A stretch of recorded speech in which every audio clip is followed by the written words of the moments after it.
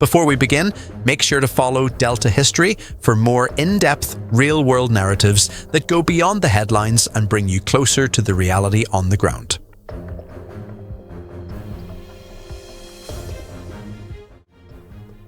The early morning air hung cold and heavy over a scarred landscape that had long since lost its identity as fertile farmland. What remained was a fractured expanse of churned soil, shattered tree lines, abandoned defensive positions, and deep, hardened tracks left behind by armoured vehicles that had passed through again and again. The ground itself felt lifeless, marked by repetition and destruction, as if it had absorbed the weight of every Sanglicht that had unfolded there. A fragile silence stretched across the horizon, not peaceful, but tense and uncertain, carrying the unmistakable sense that it could break at any moment without warning. Along this contested stretch of land, Ukrainian forces had already taken their positions hours earlier. Among them were elements associated with the Azov forces, stationed carefully across concealed vantage points. They were not moving much, not speaking more than necessary, only observing, tracking, and waiting. Every detail mattered. Every sound, every distant movement, every pattern they had studied over time contributed to a single understanding. This route had become predictable. And in war, predictability is often the first step toward vulnerability. Hidden among broken structures, tree lines, and natural cover, they maintained discipline and control. Communication remained minimal and deliberate, passed quietly and only when necessary. Each soldier understood that timing was not just important, it was everything. Too early, and the element of surprise would be lost. Too late, and the opportunity might disappear entirely, replaced by risk.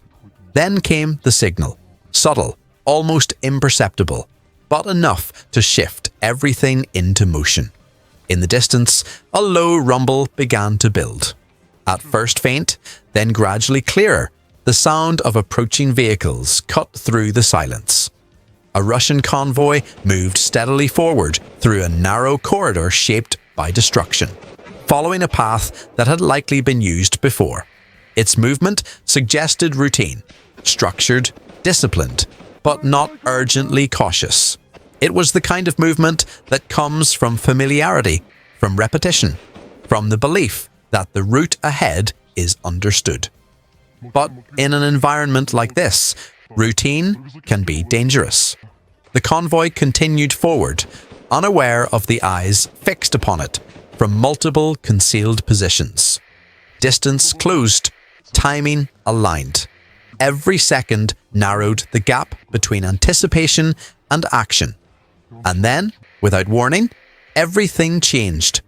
The ambush erupted with sudden, overwhelming force, tearing through the fragile silence and replacing it with chaos. Vehicles halted abruptly, some stopping mid-motion, others attempting to maneuver but finding themselves constrained by the terrain and the confusion spreading through the column. In those first critical moments, clarity vanished. Communication fractured. Orders overlapped or were lost entirely in the noise and pressure of the situation. Soldiers reacted instinctively, trying to determine where the threat was coming from, while incoming fire forced immediate defensive responses. The environment itself added to the confusion. Limited visibility, obstructed lines of sight, and the disorienting nature of a sudden, coordinated strike. From their concealed positions, Ukrainian fighters executed their plan with precision. Their objective was not reckless destruction, but controlled disruption, to halt movement, break cohesion, and force the convoy into a reactive state. By doing so, they seized the initiative, gaining valuable seconds that could shape the entire engagement. The initial impact was decisive. Momentum shifted instantly. What had been a moving force became a disrupted formation, struggling to regain structure. But the situation did not remain one-sided for long. Russian troops, despite the shock of the ambush, began to respond. Training and experience took hold. Soldiers moved quickly to find cover, returning fire while attempting to re-establish communication. Unit leaders worked under pressure to restore order, issuing commands and reorganizing their forces in the middle of uncertainty. The battlefield evolved rapidly into something far more complex. Smoke spread across the area, reducing visibility and turning clear lines of sight into blurred shapes and shadows. Sound echoed unpredictably, making it difficult to identify precise positions. Both sides operated with incomplete information, relying heavily on instinct, coordination, and rapid decision-making. For the Azov elements and their fellow Ukrainian forces, maintaining control of the engagement became the priority. An ambush can create opportunity, but only if it is managed carefully. Advancing too aggressively could expose their own positions. Hesitating too long could allow the opposing force to recover.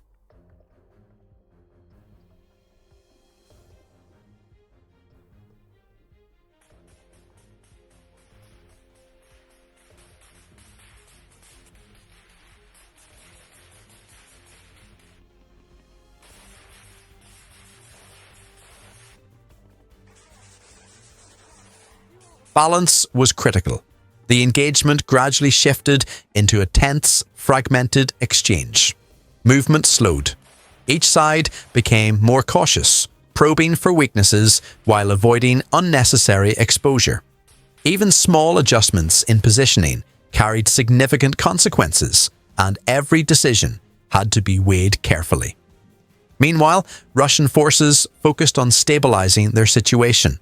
They worked to establish defensive positions, coordinate between units, and create enough space to regain control of the encounter.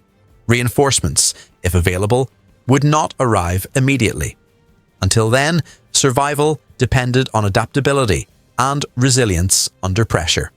Time seemed to stretch. Minutes felt longer, shaped by constant tension and uncertainty. Every action mattered. Every delay carried risk. This is the reality of modern conflict. Not a single decisive moment, but a chain of interconnected decisions made under extreme conditions, each one influencing what comes next. As the intensity of the initial ambush began to fade, the engagement entered a new phase. The shock gave way to a cautious standoff. Both sides adjusted their strategies, shifting from immediate reaction to calculated positioning. Ukrainian forces assessed the effectiveness of their strike, measuring the disruption they had caused, identifying remaining threats, and determining whether to press forward or hold their ground. Russian units, meanwhile, worked to rebuild structure, restore communication, and establish a more controlled defense. In this phase, patience became just as important as action. Advancing too quickly could lead into countermeasures. Holding too long could allow the opposing side to fully recover. Decisions were no longer driven by urgency alone, but by careful evaluation of risk and opportunity.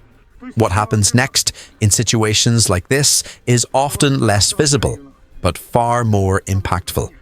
If the ambush achieved its objective, it did more than disrupt a single convoy. It interrupted momentum. It forced a reassessment of movement, planning, and assumptions. Even a temporary delay could influence broader operations, creating ripple effects that extend far beyond the immediate encounter. Confidence, once shaken, takes time to rebuild. For Ukrainian forces, including Azov elements, actions like this form part of a broader strategy, applying pressure consistently, shaping the battlefield, and limiting the operational freedom of opposing units. It is not about a single victory, but about cumulative impact over time. For Russian troops, the experience reinforces a different reality.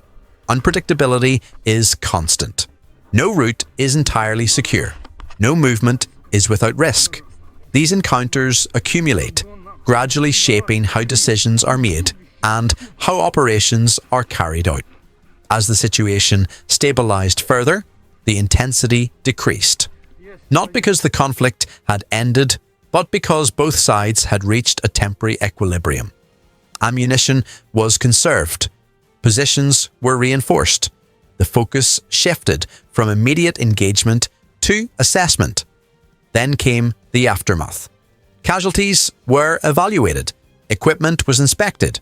Reports were compiled and sent through the chain of command. Each side reconstructed the encounter in its own way, analysing what had happened, identifying what worked and what did not, and preparing for future engagements.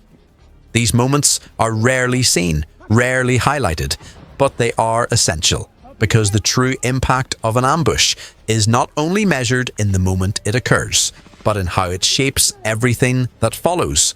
It affects morale. It influences planning. It alters movement and behaviour.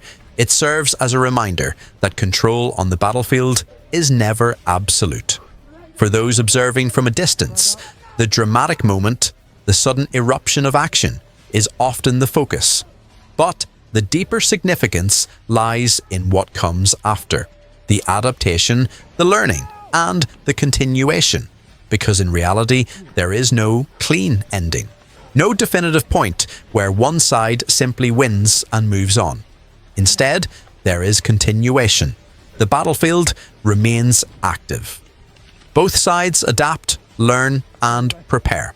The cycle repeats: observation, movement, engagement, reassessment, and somewhere, once again, silence will return. Fragile, temporary, waiting to be broken. For more grounded and immersive narratives like this, be sure to follow Delta History and stay connected for the next deep dive into history and modern warfare.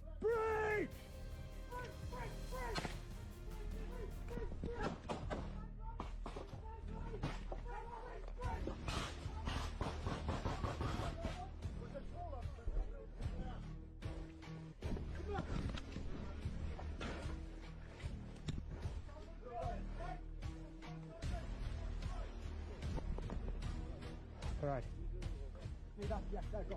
Nemає піде там. Оба дінок там. Немає.